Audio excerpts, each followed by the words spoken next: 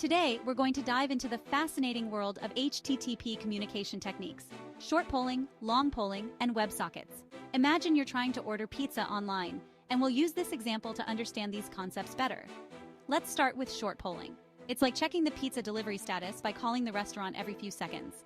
You make a request, get an immediate response, and then repeat this process.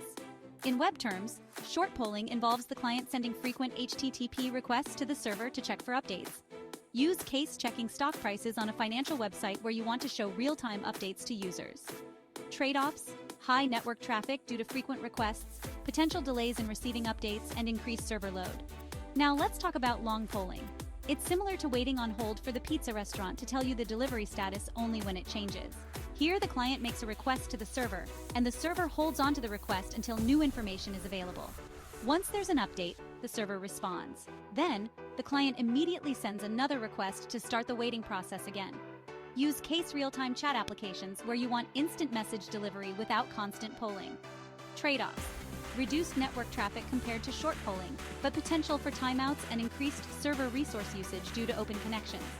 Lastly, let's discuss WebSockets.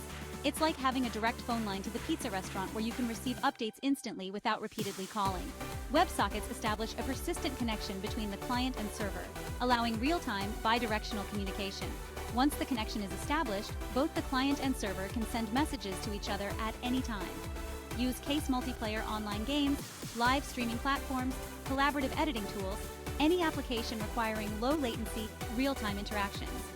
Trade-offs: higher initial overhead to establish the WebSocket connection, but more efficient for continuous data exchange compared to HTTP-based polling methods.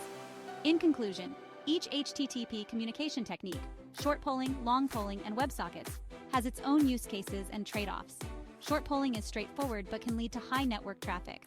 Long polling reduces traffic but has potential for server inefficiency. WebSockets excel in real-time applications but require an initial connection setup.